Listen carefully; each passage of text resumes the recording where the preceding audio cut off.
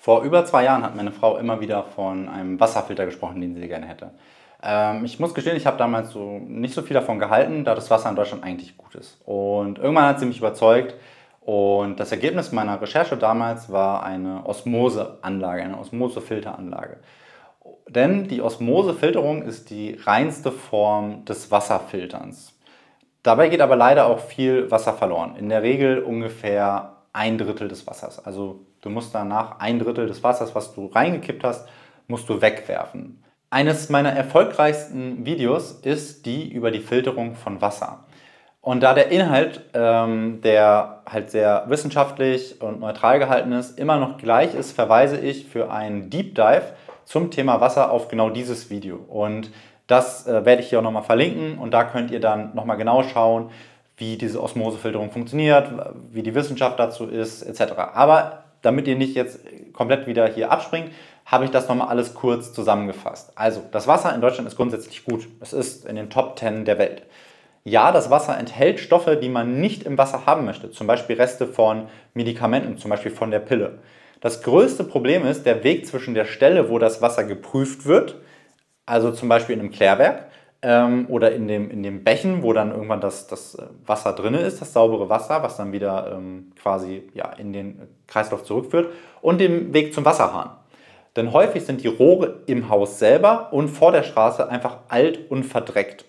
Ganz oft, wenn man in einem ganz alten Haus lebt, dann sind es tatsächlich auch einfach die Rohre im Haus, die einfach ja, das Wasser verunreinigen. Deshalb sollte man das Wasser immer zu Hause individuell testen lassen. Das ist auch gar nicht so teuer, das kann jeder von uns machen lassen, dann weiß man, wie gut das Wasser bei einem zu Hause ist. Das Thema Wasser zieht super viele Esoteriker an und hält viele Behauptungen, die nicht wissenschaftlich belegt sind.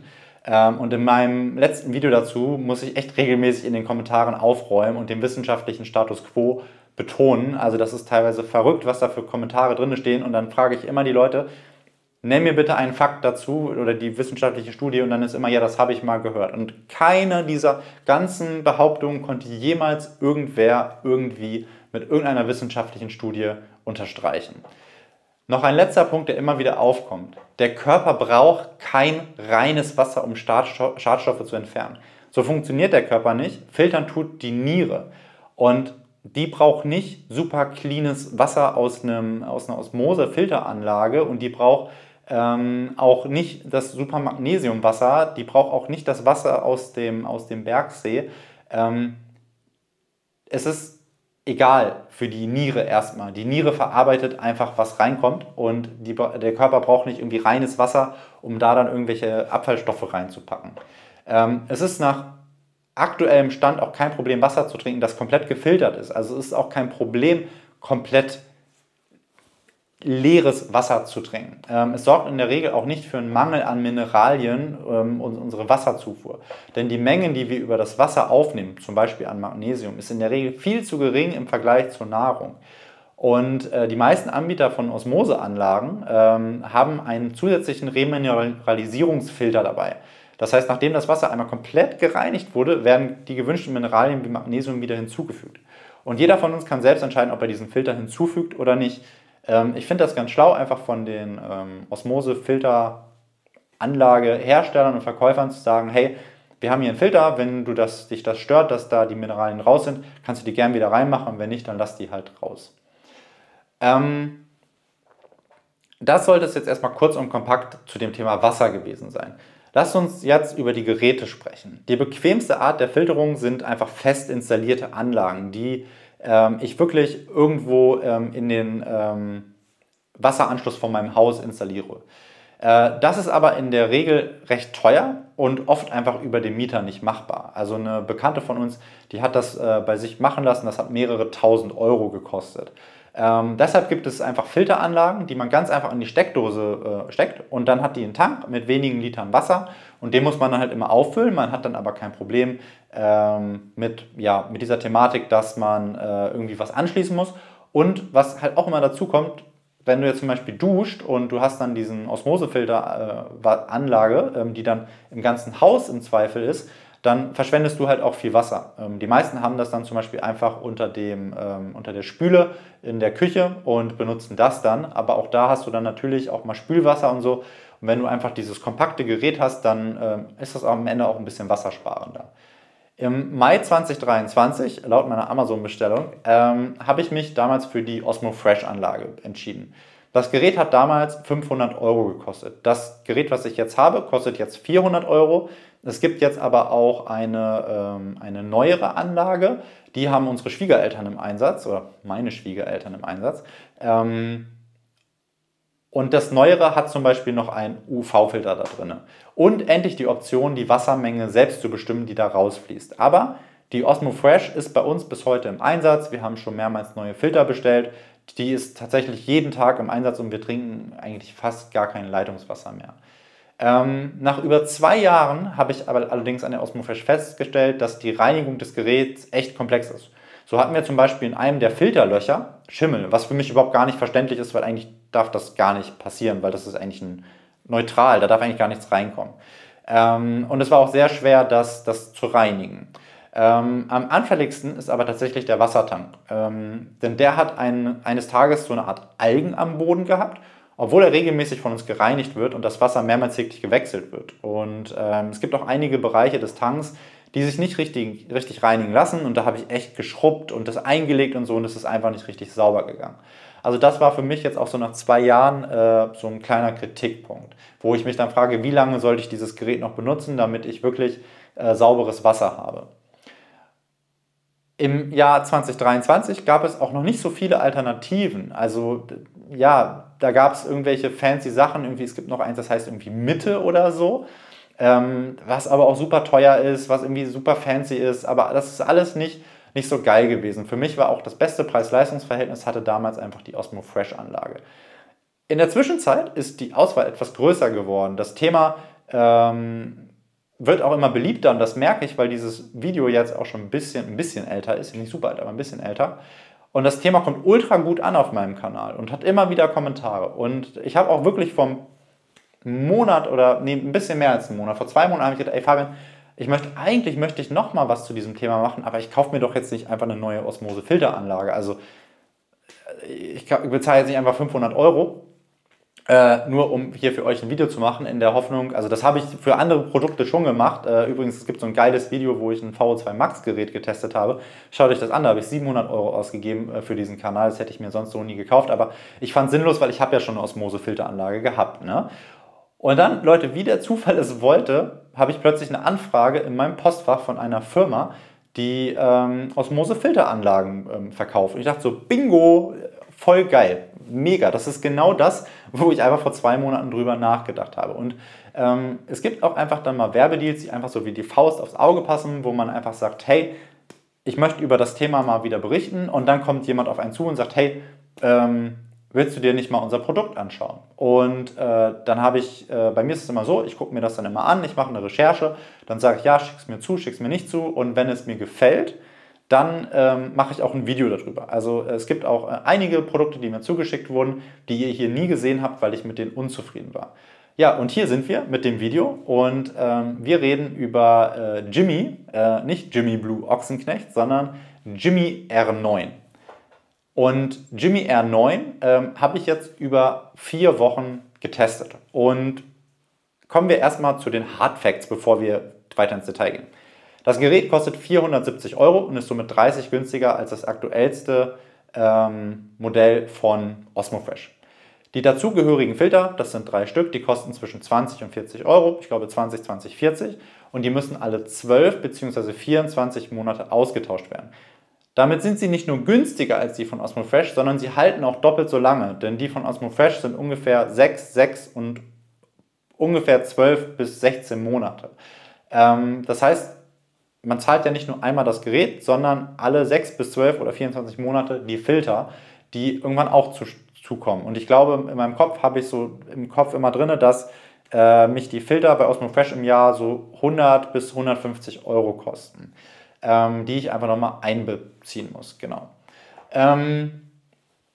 Das ist erstmal so der grobe Kostenfaktor. Kommen wir nun zu den Funktionen und allem drumherum, auf das wir jetzt eingehen werden. Und das erste ist erstmal das Design. Ich fand das Design von Osmo Fresh jetzt nicht schlecht, aber ich fand es auch nicht schön. Und wenn ihr die Jimmy seht, dann denkt ihr sofort, vor allem wenn die bei euch zu Hause steht, boah, das ist irgendwie was Modernes, das sieht cooler aus, das ist einfach ein Design, was im Jahr 2025 angekommen ist. Und es passt einfach optisch nochmal schöner in unsere Küche. Ich muss sagen, es passt vom Formfaktor, ich mag den Formfaktor eigentlich lieber, aber bei uns in der Küche hat dieses längliche Format tatsächlich besser gepasst, weil es genau in so eine Ecke gepasst hat. Aber optisch finde ich dieses Quadrat eigentlich besser. Was sofort hervorsticht, ist dieses große Display. Hier hat man super viele Einstellungen, mit denen man alles individuell anpassen kann. Also ich kann zum Beispiel die Menge einstellen, wie viel Wasser ich möchte, und ich kann die Temperatur einstellen. Der einzige Mangel oder Nachteil, den ich hier sehe, ist, dass ich nicht sagen kann, ich möchte einen individuellen Wasserwert bestimmen, den ich immer einfülle. Weil zum Beispiel wir haben hier die Grenze von 200 Milliliter und 300 Milliliter. Und die meisten Gläser, die ich nehme, sind Teegläser mit 250 Milliliter. Das heißt, 200 ist mir zu wenig, weil dann ist das Glas nur 3/4 voll. Und 300 ist mir zu viel, weil dann ist es genau bis unter die Kante und ich kann es nicht mehr wegnehmen. Also ich persönlich 250 Milliliter. Geht aber nicht. Wenn ich das jetzt mit der Osmo Fresh vergleiche, bei der Osmo Fresh in der alten Version konnte ich das gar nicht einstellen. Es sind einfach immer 400 Milliliter rausgeflossen. Ich musste dann Stopp drücken. Das heißt, es ist jetzt kein Killer, aber das wäre noch so nice to have, wenn man schon die ganzen Optionen hat, einfach eine wegzulassen, zu sagen, mit einer bestimme ich das individuell. Was für mich und auch für meine Frau der größte Gamechanger sind an der Jimmy R9, sind die mitgelieferten Kannen. Denn es ist bisher so, bei der Osmo Fresh, da läuft einfach das Wasser raus. Und dann haben wir von Ikea so eine Kanne gekauft, so eine Glaskaraffe, die haben wir einfach da drunter gehalten. Aber es sieht irgendwie halt nicht so geil aus, weil es passt nicht zusammen. Es ist einfach die Filteranlage und dann hast du immer so eine Karaffe davor. Das ist nicht integriert. Und bei der Jimmy R9 ist es so, dass die Kanne, die steckt in dem Gerät drin und die hat auch noch eine Funktion, da kommen wir gleich noch zu. Aber das ist viel geiler gelöst, weil es einfach so ein Komplettpaket ist und es einfach so vollendet aussieht. Und was der zweite Vorteil ist, dass die Kanne sich immer automatisiert füllt. Das heißt, immer wenn ich zum Gerät gehe, natürlich nicht, wenn gerade der Tank leer ist, aber ich fülle mein Wasser auf, stecke die Kanne wieder rein und automatisch füllt sie sich schon. Und wenn ich wieder hingehe oder der nächste kommt, dann ist es wieder voll. Und sonst war es immer so, also morgens machen wir uns meistens jeder irgendwie unseren Stanley Cup Becher oder unseren Camelback Becher. Und dann heißt es immer, oh, du hast jetzt schon wieder das Ding leer gemacht. Ich habe doch gerade 4-mal gedrückt. Und jetzt gibt es ja diese Diskussion nicht mehr, weil sich das von selbst wieder auffüllt. Und es gibt sogar 2 Kannen dabei. Das heißt, wenn dann irgendwie Besuch kommt oder so, dann kann man einfach die eine volle schon rausnehmen, steckt die nächste rein, dann kann man die eine schon mit an den Tisch nehmen und die andere füllt sich wieder auf. Super praktisch. Das ist für mich tatsächlich einfach schon das klingt so simpel, aber es ist einfach das größte Verkaufsargument, diese integrierte Kannenfunktion. Wenn ihr das wirklich testet, ihr werdet sehen, das ist einfach geil. Und wenn ihr das vorher nicht hattet und dann mal irgendwo, oder wenn ihr dann Jimmy R9 kauft und ihr seht dann mal was anderes, wo das nicht so ist, dann werdet ihr es sofort vermissen. Die Einrichtung ist super einfach.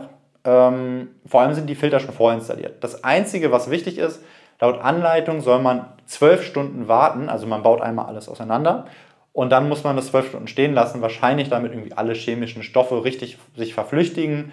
Ansonsten dauert die Einrichtung nur echt ein paar Minuten. Also das fand ich auch einfacher als bei der Osmo Fresh, da musste man irgendwie viele Knöpfe drücken und hier war es eigentlich nur, steck den rein, drück einen Knopf und dann lässt du das irgendwie 5-mal durchlaufen und dann ist das erledigt. Das ging wirklich super einfach. Was mir nicht so gut gefällt bei der Jimmy R9 ist, dass man diese Filter sieht. Also da ist so ein Deckel und der Deckel ist so ein bisschen durchsichtig und da sieht man dann halt die Filter und die Filter sind jetzt für mich nicht schön. Also für mich hätte man diesen Deckel, diesen durchsichtigen Plastikeffekt auch einfach weglassen können. Die Designentscheidung verstehe ich nicht, aber ist auch okay. Man schaut da jetzt nicht so drauf, ist okay. Was ich auch noch positiv hervorheben muss, beim Auspacken ist mir aufgefallen, dass wenig Müll einfach dabei ist. Natürlich hast du den großen Papierkarton und dann hast du das Styropor, dass das Ding nicht kaputt geht. Aber ich habe zusätzlich einfach wenig Plastikmüll gehabt. Also ich habe wirklich so gedacht, so ein riesen Karton mit allem drum und dran, wo ist eigentlich dieser ganze Müll? Und das haben die wirklich gut und ressourcenschonend gemacht. Was mir auch sofort aufgefallen ist, also beide Geräte zeigen diesen sogenannten TDS-Wert an. Der TDS-Wert gibt die Wasserqualität an. Je geringer der Wert, desto besser und reiner das Wasser. Bei Jimmy sieht man sogar den TDS-Wert vom Leitungswasser, also das Wasser, was du in den Tank füllst.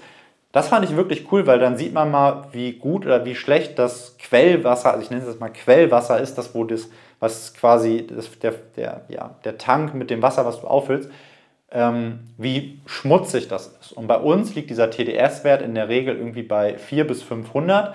Und wie gesagt, der wird dann auf unter 10 reduziert. Und da sieht man dann mal quasi auch, ja, welchen Effekt dieser Filter am Ende hat. Was mir auch aufgefallen ist im Vergleich zu Osmo Fresh ist, wie leise das Gerät ist. Es ist wirklich spürbar leiser. Ich habe jetzt nicht irgendwie ein Mikrofon dran gehalten. Ich muss mir irgendwann mal so ein Dezibelmesser, so einen richtigen kaufen, der beim iPhone ist, finde ich ein bisschen, ist glaube ich nicht so zuverlässig. Aber wir haben halt eine Wohnküche und da ist halt ein Fernseher am Laufen und da ist die Küche. Und was ich immer gemerkt habe, ist, wenn ich die Osmo Fresh angemacht habe und nebenbei irgendwie Fernsehen geguckt habe, dann habe ich nicht mehr gehört, was im Hintergrund oder was halt im Fernseher gesagt wird. Und das Problem habe ich jetzt nicht mehr. Ich weiß, das ist so ein bisschen dummer Vergleich, aber dadurch habe ich einfach spürbar gemerkt, dass das Gerät also dass das Jimmy R9 einfach viel leiser ist. Für mich so ein Mini-Kritikpunkt an dem Jimmy ist, dass sich das Display nicht ausschalten lässt. Normalerweise, wenn die Maschine an ist, dann operiert sie mit 3 Watt. Und wenn die Maschine, die geht halt irgendwann aus nach einer Minute. Also das merkt man auch, das war so eine kleine Sache, das habe ich am Anfang nicht verstanden. Ich habe eine Temperatur ausgewählt und habe dann die Menge gewählt und dann habe ich gedrückt und dann ist das Wasser kalt geblieben. Und ich habe wirklich 3 Tage gebraucht, bis ich gecheckt habe, dass man immer den Display einmal drücken muss, damit der aufwacht wieder. Und da muss man doppelt drücken. Das finde ich nicht so ganz so intuitiv, aber ist natürlich klar, mein iPhone-Bildschirm muss ich natürlich auch erstmal öffnen. Aber vielleicht könnte man da auch irgendwie so einen Scanner machen, wenn er merkt, dass die Hand dahin kommt, dass er sich automatisch aktiviert. Aber wo ich darauf hinaus wollte, in diesem Modus, in dem Energiesparmodus verbraucht er 1,5 Watt. Das heißt, der Energieverbrauch liegt bei 0,0015 Kilowattstunden. Das ist vertragbar, aber ich mag es auch, wenn man das einfach ausschalten kann. Ein wichtiger Punkt ist, was passiert eigentlich im Urlaub? Was passiert, wenn ich einen Tag weg bin, wenn ich 3 Tage weg bin, wenn ich eine Woche weg bin, wenn ich 14 Tage weg bin? Das Unternehmen empfiehlt, das Gerät erstmal immer anzulassen und es ist auch ein UV-Filter dabei, so eine UV-Lampe und die sterilisiert dauerhaft das Wasser, was in der Kanne ist. Wenn man das Gerät mehr als 24 Stunden nicht benutzt hat, dann soll man einmal heißes Wasser durchlaufen lassen für ungefähr 5 Sekunden, dass einmal wieder alles so durchläuft. Und wenn das Produkt für mehr als 72 Stunden nicht benutzt wurde, dann soll man das Wasser einmal komplett durchflaschen lassen, also einmal den kompletten Tank einmal leer machen. Dann ist die Empfehlung, wenn man das Gerät deutlich länger nicht benutzt hat, to drain all water, do the water flushing as if it were a new appliance before reuse. Also, dass man das quasi nochmal neu, wie eine Neueinrichtung macht. Ich kenne das von der Osmo Fresh so, dass man, wenn man das ein paar Tage nicht benutzt, dann soll man quasi einfach den Wassertank leer machen. Wenn man das 1 bis 2 Wochen nicht benutzt, dann soll man die Filter in den Kühlschrank geben. Und wenn das, glaube ich, länger als 3 oder 4 Wochen ist, dann muss man die Filter wegschmeißen. Ich habe hier konkret nachgefragt. Mir wurde gesagt, dass das hier nicht notwendig ist. Das kann ich jetzt erstmal nur so stehen lassen. Ich bin da ein bisschen skeptisch. Wenn ich das Gerät, also wenn ich mal wirklich 3 Wochen im Urlaub bin, weiß ich noch nicht, was ich damit mache. Wahrscheinlich werde ich dann einem Freund sagen, der dann die Blumen gießt, kannst du auch mal kurz den Wasserfilter einmal durchlaufen lassen. Weil ich finde es komisch, dass 2 Firmen das so unterschiedlich handhaben. Genau, ein weiterer Punkt, so ein kleiner Kritikpunkt ist für mich so ein nerviges Piepen. Mir wurde gesagt, wenn man die 85 Grad Button 5 Sekunden drückt, dann geht das aus. Das soll angeblich piepen, wenn der TDS-Wert zu hoch ist. Das ist aber irgendwie nicht passiert. Also ich habe das Gefühl, wenn das Gerät einmal irgendwie wieder sich aufgeladen hat, also wenn du den Tank wieder gefüllt hast, dass es dann einmal piept und ich finde das Piepen ein bisschen laut und genau, vielleicht gibt es da auch noch einen Trick, das auszustellen, aber mich stört das aktuell. Ich hoffe, dass ich da noch eine Lösung finde. Der Kinderschutz, der ist hier ein bisschen anders gelöst. Ist jetzt keine Kritik, sondern einfach, das sollte man wissen. Bei Osmo Fresh ist es so, die ersten 3 Stufen, normale Wassertemperatur 45, 55 Grad, kann man einfach anmachen. Du drückst einfach einen Knopf, das Wasser läuft sofort raus.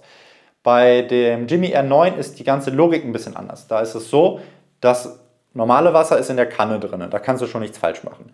Dann hast du noch zusätzlich daneben einen zweiten Bereich, da stellst du ein Glas drunter. Und dann musst du im ersten Schritt die Temperatur auswählen, zum Beispiel 100 Grad oder 98 Grad ist es da. Dann wählst du die Menge aus und dann drückst du wirklich mechanisch so einen kleinen Hebel. Und drückst du drauf, geht es an, drückst du drauf, geht es aus. Und das heißt, du musst quasi 3 Schritte machen, beziehungsweise 4, wenn du noch aus dem Stromschutz, aus dem Energiesparmodus rausgehst, indem du erstmal die Menge, die Temperatur, die Menge und den Button drückst. Und bei Osmo Fresh drückst du einfach drauf und das Wasser geht sofort an. Bei Osmo Fresh ist es aber so, wenn du was Heißeres willst, also zum Beispiel 100 Grad, dann musst du immer erst so eine Entsperrtaste drücken und dann drückst du dort drauf. Einfach zu wissen, wenn jemand sagt, hey, mit meinen Kindern möchte ich genau das so und so haben und nicht so und so, Punkt. Man kann auch tatsächlich das Gerät komplett sperren. Also die Jimmy R9, da gibt es nochmal einen richtigen Kinderschutz, da muss man dann eine der Temperaturtasten länger drücken. Dann ist aber das ganze Gerät nicht mehr nutzbar. Also dann kannst du nichts mehr drücken. Das habe ich jetzt so bisher noch nicht eingestellt, aber das sind so die unterschiedlichen Arten, wie man Kinderschutz umsetzen kann. Genau, das Filtersystem ist so ein 7-Schichten-System. Dabei ist auch die Remineralisierung drin, damit es einfach wieder besser schmeckt. Und auch die UV-Sterilisation. Die UV-Sterilisation ist hinter der Kanne, damit einfach das Wasser, auch wenn es schon quasi rausgekommen ist, einfach immer sauber bleibt. Ja, ihr seht jetzt hier einen etwas harten Cut. Das passiert nun mal, wenn man ein Neugeborenes hat und man die Aufnahme zwischendurch unterbrechen muss und man dann im Nachhinein merkt, dass kein Ton auf der zweiten Hälfte war. Von daher neuer Tag, neues T-Shirt, aber ich bin noch voll dabei und wir nehmen jetzt einfach den Rest nochmal zusammen auf. Also, wo ging es weiter? Und zwar geht es weiter mit dem Frischwassertank und dem Abwassertank. Weil das System finde ich bei dem Jimmy Wasserfilter oder der Osmose Filteranlage irgendwie sehr cool gemacht, weil es auch optisch sehr cool aussieht. Es ist nämlich so, normalerweise braucht man immer einen Frischwassertank und einen Abwassertank. Und auch die Osmo Fresh hat das schon halbwegs cool gelöst. Dort gibt es nämlich auch diese 2 Tanks, die man aber beide als Frischwassertank benutzen kann. Und das System regelt das selbst, dass quasi das Frischwasser, was erst im Abwassertank ist, dann erst genutzt wird und dann läuft das Abwasser in den Abwassertank. Und bei dem Gerät von Jimmy ist es so, dass das sieht man gar nicht, da ist unten so ein kleines Röhrchen drin. Und das Abwasser, also das, was schon einmal gefiltert wurde, das ist ein bisschen schwerer als das Frischwasser. Und das bleibt quasi immer unter diesem Rohr. Und so sieht man gar nicht den Unterschied zwischen Abwasser und Frischwasser. Und man hat dann am Ende immer so ein kleines Stückchen Wasser übrig. Das ist dann das, was man wegschüttet. Weil ich habe mich nämlich im ersten Moment gefragt, wie machen die das eigentlich? Weil es gibt ja nur einen einzigen Filter. Was noch mit hinzukommt, ist, dass man ja die Kanne hat und diese Kanne muss man auch immer eingesteckt haben. Und das Frischwasser läuft dann immer erstmal direkt in die Kanne rein. Und man merkt auch, wenn man jetzt zum Beispiel sich einen Tee kocht, also heißes Wasser nimmt, dann wird dieses Wasser immer erst aus der Kanne genommen. Also es ist quasi so ein Zweiklang zwischen dem Frisch- und Abwassertank und der Kanne, wo das Frischwasser drin ist. Eine langfristige Frage, die sich für mich noch stellt, ist, wie gut lässt sich das ganze System putzen?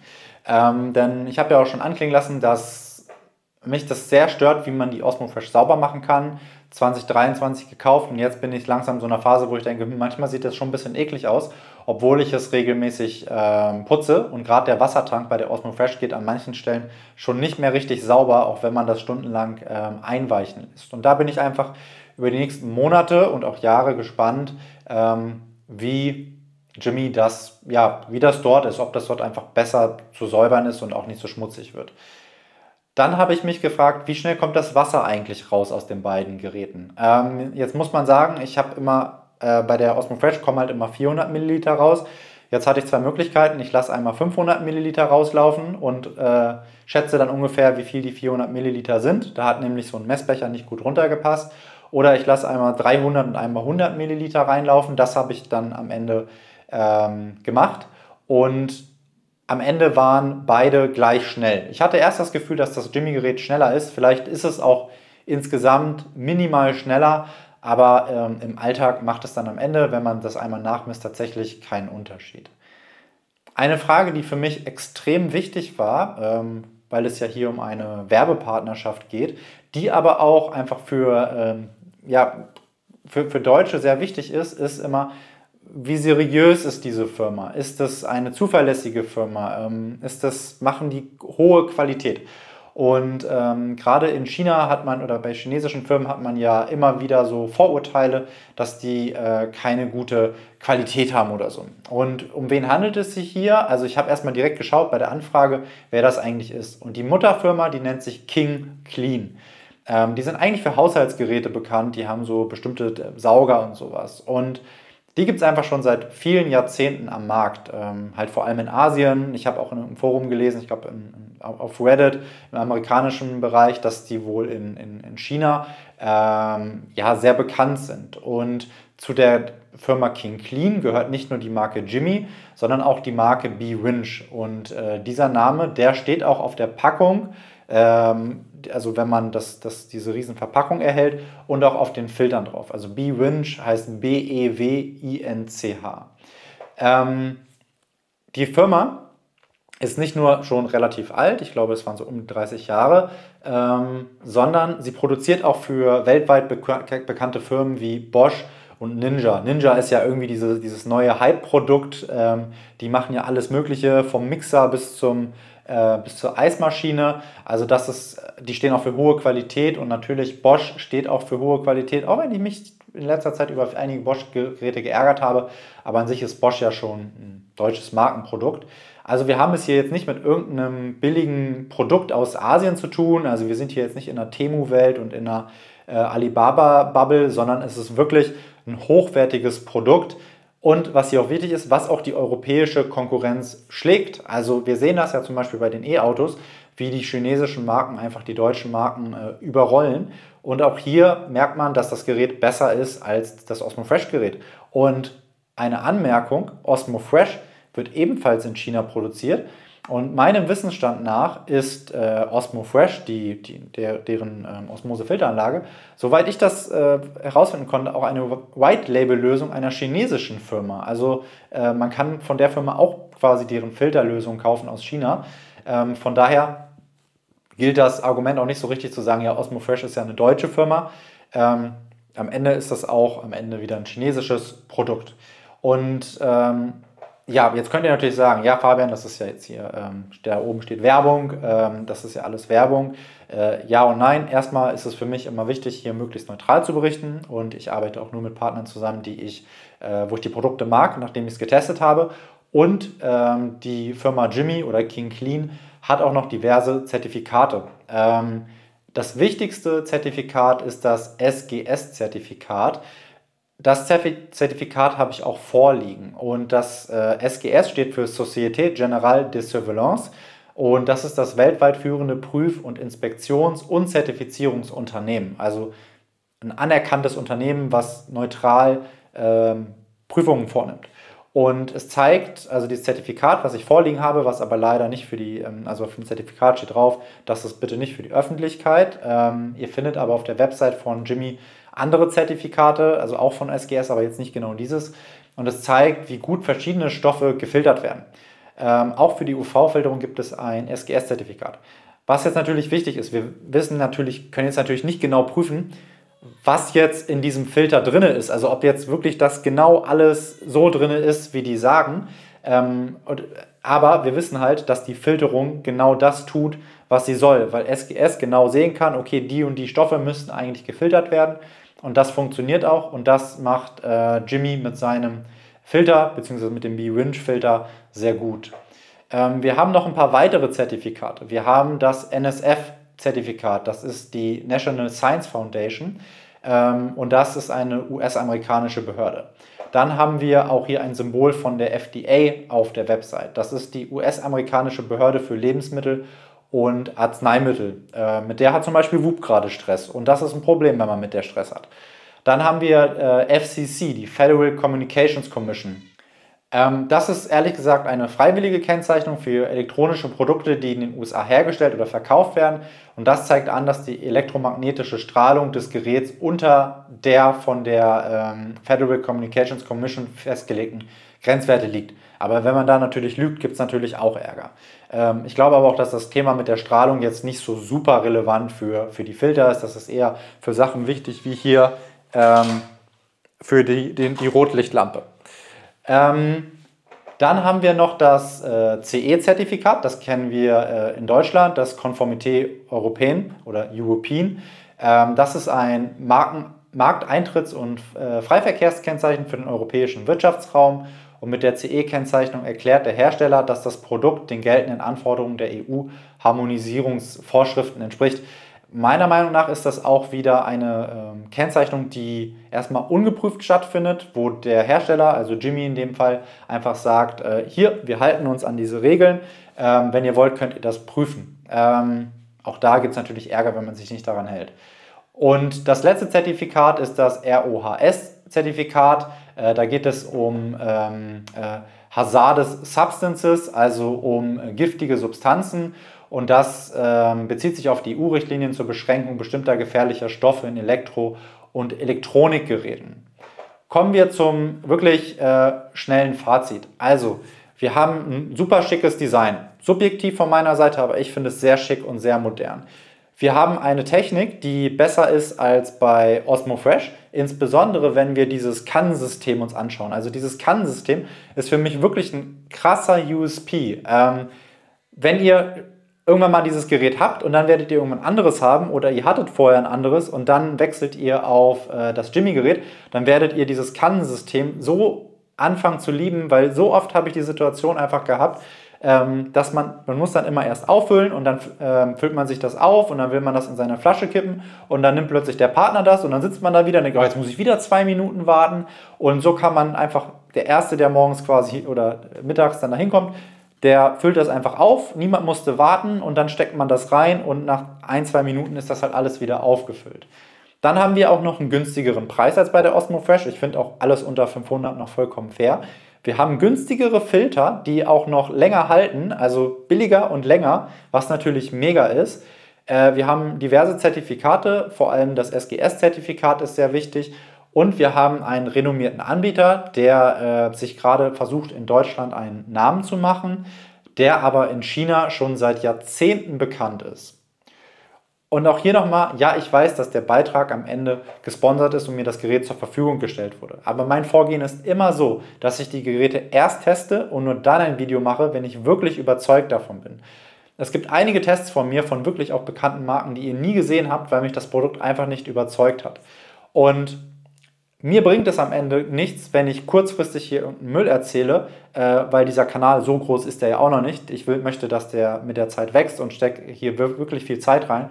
Und ich möchte einfach eine gute Reputation haben und einfach euch zeigen, dass ich so neutral wie möglich berichte. Aber auch ich möchte natürlich ein bisschen Geld damit verdienen, um einfach diesen Kanal auch weiterführen zu können. Noch ganz kurz zum Schluss, meine Osmo Fresh, die behalte ich natürlich auch und die musste jetzt aber ihren Platz in der Küche räumen und die habe ich jetzt ins Arbeitszimmer gestellt und in Zukunft werde ich tatsächlich auch anderen Leuten eher die Jimmy R9 empfehlen, anstatt die Osmo Fresh, weil mich das Gerät von Jimmy tatsächlich bisher extrem überzeugt und das habe ich einfach schon am ersten Tag gemerkt, wie durchdacht dieses Gerät ist und ja, das ist das ausführliche Fazit zur Jimmy R9.